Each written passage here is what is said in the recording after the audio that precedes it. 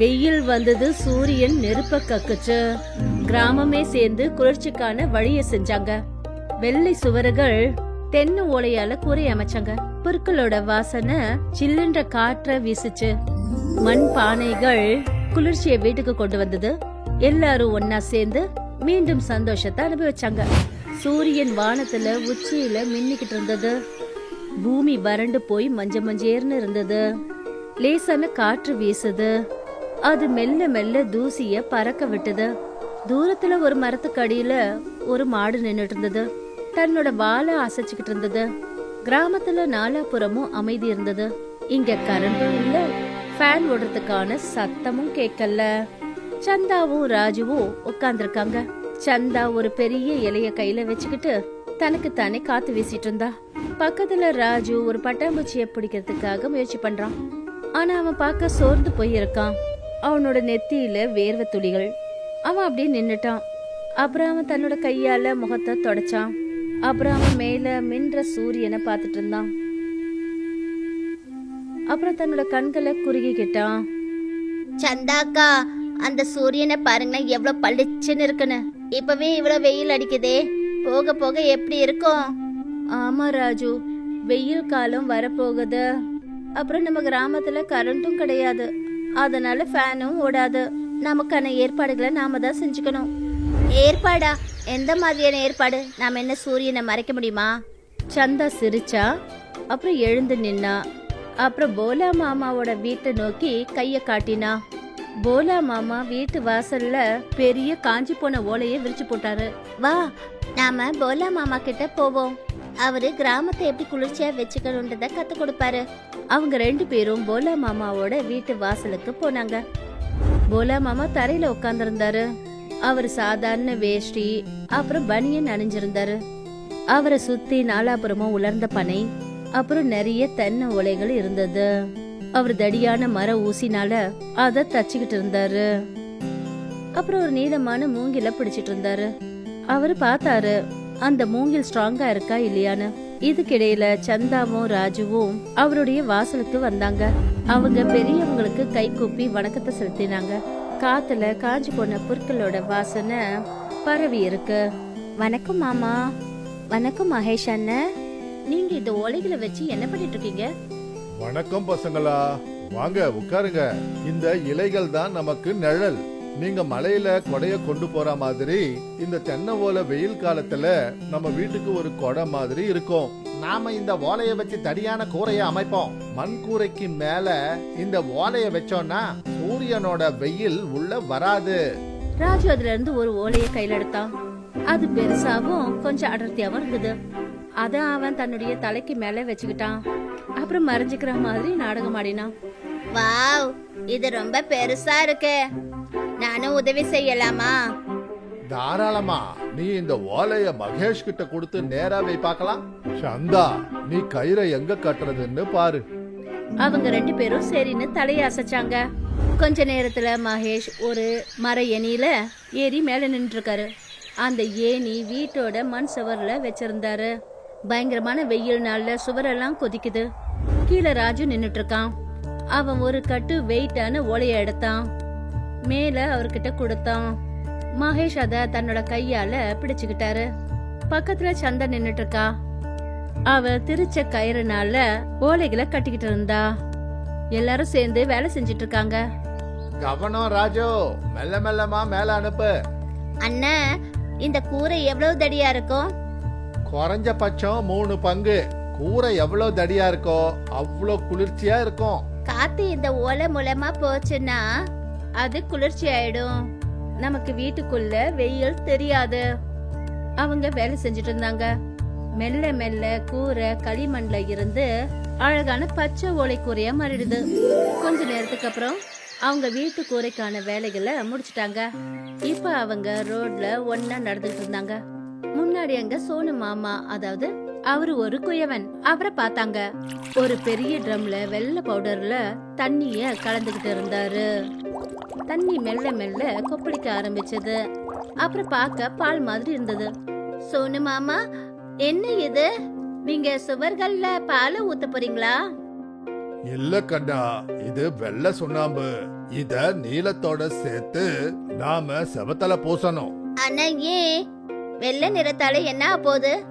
ராஜு, அடர்த்தியான நிறம் வெயில புடிச்சுக்கும், ஆனா வெள்ளை நிறம் வெயில திருப்பி அனுப்பிடும். வீடு வெள்ளையா இருந்ததுன்னா அது சூரியனோட நெருப்ப உரியாது. பசங்க அவங்கள அதிர்ந்து போய் பார்த்தாங்க. அந்த வெள்ளை கலவைய தன்னுடைய விரல்களால மெல்ல மெல்ல தொட்டாங்க. அது குளிர்ச்சியா இருந்தது. கொஞ்ச நேரத்துக்கு அப்புறம் மகேஷ் பசங்களுக்கு ஒரு பிரஷ கொடுத்தாரு. அவர் சுவர்களுக்கு சுண்ணாம்படிக்க கத்து கொடுத்தாரு. சுவர் காஞ்சி போய் பிரவுன் கலர்ல இருந்தது. சந்தா பிரஷால அடிச்ச உடனே சுவர்ல பளிச்சுன்னு வெள்ளையா ஒரு கோடா மாறுச்சு. ராஜு அதை சீக்கிரம் பண்றதுக்கு முயற்சி பண்ணான். அப்ப அவனுக்கு தன்னோட மூக்கு மேல அந்த வெள்ளை நிறம் பட்டுடுச்சு. ராஜு, நீயே வெள்ளை பேயா மாறிட்ட. நானும் வெயில அடிச்சு ஓட்டுறேன். இப்ப என்னுடைய மூக்கு சூடாகாது. கீழ்பகுதியில அதிகமா சுண்ணாம்ப பூசு, ஏன்னா அங்க தரையோட சூடு அதிகமா இருக்கும். அவங்க அடுத்த 1 மணி நேரம் சுண்ணாம்பு அடிக்கிறதுல இருந்தாங்க. காபி நிறத்துல இருந்த சுவரு இப்ப வெள்ளை நிறத்துல சுத்தமா இருந்தது. வெள்ளை சுவர்கள் வெயில திரும்பி அனுப்புது. இப்ப சுவர்களுக்கு பக்கத்துல நிக்கிறது முன்ன மாதிரி சூடா இல்ல. இப்ப மதியம் ஆயிடுச்சு. ராஜு, சந்தா அப்புறம் போலா மாமா ரொம்ப தாகத்தோட மரத்தடியில உட்கார்ந்துருந்தாங்க. போலா மாமா அவங்கள தன்னோட வீட்டுக்கு பின்னாடி கூட்டிட்டு போனாரு. அங்க ரொம்ப பெரிய வேப்ப மரம் இருந்தது. இங்க அதோட நிழல் ரொம்ப அடர்த்தியாவும் சில்லுன்னு இருந்தது. இப்ப நாம கரண்ட் இல்லாத ஃப்ரிட்ஜ பண்ண போறோம். ஏன்னா வெயில்ல தண்ணீரும் சாப்பாடும் சில்லுன்னு வச்சுக்கிறது ரொம்ப முக்கியம். கரண்ட் இல்லாத ஃப்ரிட்ஜா? அது எப்படி இருக்கும்? அதுல பேட்டரி இருக்குமா? இல்ல ராஜு, இது மண்ணு அப்புறம் தண்ணீரோட சக்தியால இயங்கும். மகேஷ், குழி தயாரா இருக்கா? மகேஷ் தரையில செய்யப்பட்ட ஒரு ரவுண்டான குழிய காட்டினாரு. அது குறைஞ்சபட்சம் 3 அடி ஆழம் இருந்தது. அடியில இருக்கிற மண் ஆழமாவும் ஈரப்பதமாவும் இருந்தது. பசங்க போய் அந்த குழி கிட்ட நின்னுக்கிட்டாங்க. சோமு மாமா 2 பெரிய மண்பானைய கையில எடுத்துட்டு வந்தாரு. ஒரு பானை ரொம்ப பெருசா இருக்கு, அப்புறம் இன்னொன்னு அந்த அளவுக்கு சின்னது. அது பெரிய பானைக்குள்ளர போக முடியும். பாருங்களேன், முதல்ல நாம இந்த பெரிய பானைய இந்த குழிக்குள்ள வைப்போம். மகேஷ் அந்த பெரிய பானைய ரொம்ப கவனத்தோட அந்த குழிக்கு அடியில வச்சாரு. அப்புறம் அந்த குழிக்கும் பானைக்கும் இடையில இருக்கிற இடத்த மண்ணை போட்டு மூடினாரு. இப்ப என்ன பண்ணுவீங்க மாமா? இப்போ இந்த மணல்ல தண்ணி ஊத்துங்க. மண்ணு ஈரமா இருக்கணும். ராஜு சின்ன சின்ன பக்கெட்ல தண்ணி எடுத்துட்டு வந்தான். அந்த தண்ணிய மணல்ல ஊத்தினாங்க. மண்ணு ஆழமா ஆயிடுச்சு. அந்த குழிக்கு பக்கத்துல இருக்கிற காற்று திடீர்னு கொஞ்சம் சில்லுன்னு உணர ஆரம்பிச்சது. போலா மாமா இப்ப அந்த சின்ன பானைய பெரிய பானைக்குள்ள வச்சாரு. 2 பானைக்கும் இடையில கிட்டத்தட்ட 2 இன்ச்சு இடம் இருந்தது. அவர் அந்த இடத்த இன்னும் கொஞ்சம் ஈர மண்ணால நிரப்பினாரு. இப்போ நீங்க இதுக்குள்ள உங்களுடைய காய்கறிகள், பால், தண்ணி எல்லாத்தையும் வைக்கலாம். மேல் புறத்திலிருந்து இத ஈர துணியால நாம மூடிடலாம். அட, இதுக்குள்ள ரொம்ப குளிர்ச்சியா இருக்கு. இது நிஜமாவே ஃப்ரிட்ஜ் மாதிரி இருக்கு. இது எப்படி மாமா குளிர்ச்சியா இருக்கும்? அதிகமான வெயில் இந்த பானை மேல பட்டதும் பானையில இருக்கிற தண்ணி ஆவியா மாதிரி மேல வரும். இந்த செயல்முறையில இது உள்ள இருக்கிற சூடு எல்லாத்தையும் உறிஞ்சிக்கும். பசங்க தலைய அசைச்சாங்க. இன்னைக்கு அவங்க ஒரு விஞ்ஞான ரகசியத்தை கத்துக்கிட்டாங்க. சாயந்தரம் ஆயிடுச்சு. சூரியன் இப்ப மறைய ஆரம்பிச்சது. ஆனா காற்று இப்பவும் சூடாதான் இருக்கு. எல்லாரும் கிராமத்து கிணற நோக்கி போனாங்க. அங்க சில பெண்கள் அந்த கிணத்துக்கு பக்கத்துல இருக்கிற இடத்த சுத்தம் பண்ணாங்க. வெயில் காலத்துல கிணத்து தண்ணீர் அடியில போயிடும். நாம இத சுத்தமா வச்சுக்கணும். அப்பதான் எல்லாருக்கும் சில்லுன்னு தண்ணி கிடைக்கும். சந்தா கிணத்துக்கு பக்கத்துல வச்சிருந்த சின்ன சின்ன மண் பாண்டங்களை பார்த்தா. அவ அதுல இருந்து ஒன்னை எடுத்துக்கிட்டா. மாமா, நாம பறவைங்களுக்கு கூட ஏதாவது செய்யலாமா? அவங்களுக்கு தானே தாகமா இருக்கும். ரொம்ப நல்லா யோசிச்ச சந்தா. வாங்க, நாம எல்லாரும் சேர்ந்து மரத்து மேல தண்ணீர் கிண்ணத்தை கட்டுவோம். பசங்க ரொம்ப ஆர்வமாயிட்டாங்க. அவங்க மண் பாத்திரத்துல சுத்தமான தண்ணீரை ஊத்தினாங்க. மகேஷ் அவங்களுக்கு உதவி செஞ்சாரு. அப்புறம் கயிறால அந்த பாத்திரங்களை வேப்ப மரம் அப்புறம் ஆலமர கிளைகள்ல கட்டி விட்டாரு. கொஞ்ச நேரத்துல ஒரு பறவை கூட்டம் அங்கேருந்து பறந்து ஒரு மண் கிண்ணத்துக்கிட்ட வந்ததுங்க. அதுங்க சத்தமிட்டுச்சு. அப்புறம் தன்னோட மூக்க தண்ணிக்குள்ளர விட்டுதுங்க. பசங்க கொஞ்சம் தூரத்துல ஒரு மரத்துக்கு பின்னாடி மறைஞ்சிருந்து அதை பார்த்துட்டு இருந்தாங்க. பாருங்க, அதுங்க தண்ணி குடிக்குதுங்க. இப்ப அவங்களுக்கும் வெயில் தெரியாது. வெயிலுக்கான ஏற்பாடு நமக்கு மட்டும் இல்ல, எல்லாருக்குமே உண்டு. போலா மாமா மரத்து அடியில போய் உட்காந்துக்கிட்டாரு. அவர் ரொம்ப சோர்ந்து போயிருக்காரு. ஆனா பார்க்க சந்தோஷமா இருந்தாரு. இப்ப கிராமமே கொஞ்சம் வித்தியாசமா இருந்தது. நிறைய வீடுகள்ல தென்னங்கூரைகள் இருந்தது. அப்புறம் சுவர்கள்லாம் நல்ல வெள்ளையாவும் ரொம்ப தெளிவாவும் தெரிஞ்சது. இன்னைக்கு நீங்க எல்லாரும் கடினமா உழைச்சிருக்கீங்க. கடைசியா இன்னொரு வேலை பாக்கி இருக்கு. ஓலப்பாயி செய்யணும். சந்தாவும் ராஜுவும் சரின்னு தலையை அசைச்சாங்க. அப்புறம் போலா மாமாவுக்கு 2 பக்கமும் போய் உட்காந்துக்கிட்டாங்க. அப்ப மகேஷும் வந்து அவங்க கூட உட்காந்துக்கிட்டாரு. எதிர்க்க சூரியன் மெல்ல மெல்ல மறைஞ்சிட்டு இருக்கு. பகல் இங்கேயே முடிவடைஞ்சது. மறுநாள் சந்தாவும் ராஜுவும் போலா மாமாவோட வீட்டுல கட்டில்ல உட்காந்துருந்தாங்க. போலா மாமா உட்காந்து ஷர்பத் பண்ணிட்டு இருந்தாரு. மகேஷ் ஓலையால செஞ்ச சில பாய்களை எடுத்துட்டு வந்தாரு. இந்த ஓலையில இனிமையான அப்புறம் மணல போல ஒரு வாசனை வந்தது. இந்த ஓலப்பாய ஜன்னல் கதவுகள் இதுக்கு தொங்க விடணும். சந்தாவும் ராஜுவும் மகேஷுக்கு உதவி செஞ்சாங்க. அப்புறம் ஓலைப்பாய தொங்க விட்டாங்க. அப்புறம் சந்தா ஒரு மகள தண்ணிய வச்சுக்கிட்டு அந்த ஓலைப்பாயில நாலாபுறமும் தெளிச்சா. வாவ், என்ன அருமையான வாசனை வருது, அப்படியே மண்ணை போல. அப்புறம் பாரு ராஜு, வெளியில இருந்து சூடான காத்து வருதுல்ல, இந்த ஈரமான ஓலை மேல பட்டு உள்ள குளிர்ச்சியா காத்து வருது பாரு. ராஜு ஜன்னலுக்கு பக்கத்துல போய் நின்னுக்கிட்டான். அவன் தன்னுடைய கண்களை மூடிக்கிட்டான். அப்புறம் குளிர்ந்த காற்றை உணர ஆரம்பிச்சான். அவனுக்கு இந்த காத்து கூலரை விட ரொம்ப பிடிச்சிருந்தது. எனக்கு இப்ப கொஞ்சம் கூட வெயில் தெரியல, இது உண்மையிலேயே மேஜிக். மதியம் வரைக்கும் போலா மாமாவோட ரூம் கிராமத்துல மத்த வீடுகளை விட இவரோடது ரொம்ப குளிர்ச்சியா இருந்தது. மத்த கிராமத்து ஜனங்க போலா மாமாவோட வீட பார்த்தாங்க. அவங்க அந்த வெள்ளை சுவரு அப்புறம் அந்த ஓலைப்பாய பார்த்தாங்க. இருந்தாலும் கேள்வி கேட்க ஆரம்பிச்சாங்க. அட போலா அண்ணன், உங்க வீட்டுக்கிட்ட ரொம்ப குளிர்ச்சியா இருக்கு. இத எப்படி செஞ்சீங்க, எங்களுக்கும் கொஞ்சம் சொல்லுங்களேன். இதெல்லாம் இந்த பசங்களோட உழைப்பு. இவங்க என்ன கத்துக்கிட்டாங்கன்னா, மின்சார உதவி இல்லாம நாம இயற்கையோட சேர்ந்து நம்மள எப்படி குளிர்ச்சியா வச்சுக்கணும்னு கத்துக்கிட்டாங்க. கிராமத்து ஜனங்க ஒருத்தரோட ஒருத்தர் பேசிக்கிட்டாங்க. அவங்க ஒண்ணு சேர்ந்து முடிவு பண்ணாங்க, அவங்க ஒருத்தருக்கு ஒருத்தர் உதவி செய்யணும்னு. அப்புறம் கிராமத்தோட எல்லா வீடுகளையும் இதே மாதிரி தயார் பண்ணுவோன்னு. வாங்க, நாம எல்லாரும் சேர்ந்து ஒருத்தருக்கு ஒருத்தர் உதவி பண்ணிக்குவோம். நாம மொத்த கிராமத்தையும் குளிர்ச்சியாக்கிடுவோம். எல்லாரும் சரின்னு சொல்லி தலையாசாச்சாங்க. அப்புறம் எல்லாருமா சேர்ந்து வேலை செய்ய ஆரம்பிச்சாங்க. ராஜு தன்னுடைய நண்பர்களோட சேர்ந்து ஓலை பாய்களை தயாரிக்க ஆரம்பிச்சான். சந்தா மக்களோட வீட்டு சுவர்கள்ல வெள்ளை சுண்ணாம்பு அடிக்கிறதுக்கு உதவி செஞ்சா. மகேஷ் அண்ணன், போலா மாமா, சோமு மாமா ஓலைய வச்சு கூரை பண்ணிட்டு இருந்தாங்க. மெல்ல மெல்ல ஒவ்வொரு வீடும் தயாராயிடுச்சு. ஜன்னல்ல ஓலை பாய தொங்க விட்டாங்க. அப்புறம் அதுல தண்ணிய தெளிச்சாங்க.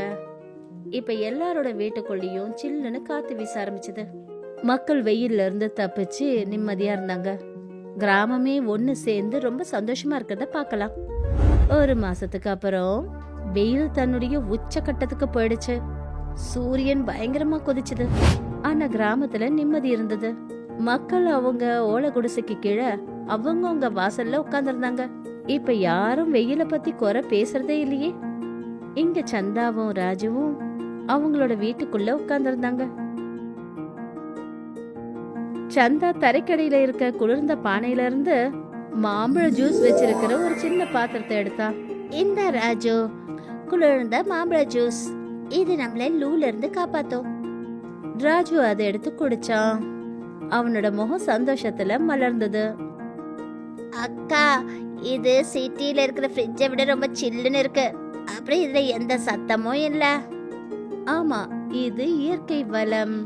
அப்பதான் வெளியில இருந்து போலா மாமாவோட குரல் கேட்டுச்சு. அவர் அவங்கள கூப்பிடுறாரு. வாங்க பசங்களா, நாம எல்லாரும் கதை கேட்போம். சந்தாவும் ராஜு ரொம்ப ஆர்வமாயிட்டாங்க. அவங்க சீக்கிரமா அந்த ஜூஸ குடிச்சு முடிச்சாங்க. அப்புறம் வெளியே வந்துட்டாங்க. கொஞ்ச நேரத்துக்கு அப்புறம் எல்லா பசங்களும் ராஜு அப்புறம் சந்தாவோட ஒண்ணு கூடினாங்க. ஊருக்கு நடுவுல இருக்கிற ஆலமரம் ரொம்ப பெரிய மரம். அதோட இலைகள்லாம் அடர்த்தியா இருந்தது. அங்க தண்ணி கிண்ணங்கள் இருக்கிறதுனால நிறைய பறவைகளும் அதோட கிளைகள்ல ஓய்வு எடுத்துட்டு இருக்குங்க. மரத்துக்கு பக்கத்துல இருக்கிற ஈரமான மண்ணால காற்று ரொம்ப சில்லுன்னு இருந்தது. சரிங்க பசங்களா, நீங்க என்ன கத்துக்கிட்டீங்க? நான் கத்துக்கிட்டது என்னன்னா வெள்ளை சுண்ணாம்பு வெயில விரட்டும், அப்புறம் மண் பானை, ஒரு நல்ல ஃப்ரிட்ஜ். நான் கத்துக்கிட்டது என்னன்னா அப்படி நாம எல்லாரும் சேர்ந்து ஒன்னா வேலை செஞ்சா, அப்புறம் பழைய விதங்களை பயன்படுத்தினா நமக்கு மிஷினோ இல்ல கரண்டோ தேவைப்படாது. அப்பதான் மகேஷோ அங்க வந்துட்டாரு. அப்புறம் நாங்க இதையும் கத்துக்கிட்டோம். இயற்கை நம்மளுடைய நண்பர்கள். இயற்கையை நாம கவனிச்சுக்கிட்டோம்னா அது நம்மள கவனிச்சுக்கும். எல்லாரும் கைய தட்டினாங்க. சூரியன் மறைய ஆரம்பிச்சது. அப்புறம் வானம் அழகான நீல நிறத்தால நிறைஞ்சிடுச்சு. பார்க்க கிராமம் அமைதியா இருந்தது. அப்புறம் நீண்ட வெயிலுக்கும் தயாரா நிக்குது. ராத்திரி ஆயிடுச்சு. கிராமத்து வீடுகளோட வெண்மையான சுவர்கள் நிலா வெளிச்சத்துல லேசா மின்னது. இங்க தெருக்கள்ல எந்த விளக்கும் கிடையாது. இருந்தாலும் இந்த கிராமம் ரொம்ப அழகா இருக்கு. லேசான காற்று வீசுது. அப்புறம் மேற்கூரையில இருக்கிற ஓலைகள் மெல்ல மெல்ல அசையுது. சலங்கிய போல சத்தம் கேக்குது. சந்தாவும் ராஜுவும் வீட்டு வாசல் கதவு கிட்ட நின்னுக்கிட்டு வானத்துல மின்னிட்டு இருக்கிற நட்சத்திரங்களை பார்த்துட்டு இருக்காங்க. அக்கா, அடுத்த வெயில் காலத்துல கூட நம்ம இதைத்தான் செய்வோமா? ஆமா ராஜு, இது நம்ம பாரம்பரியம். அப்ப இது வரைக்கும் நமக்கு ஞாபகம் இருக்கு. அவங்க திரும்பி உள்ள போயிட்டாங்க. வானத்துல நிலா வெளிச்சம் ஒளிர்ந்துகிட்டு இருந்தது. நம்மளோட கதை இங்க முடிவடைகிறது.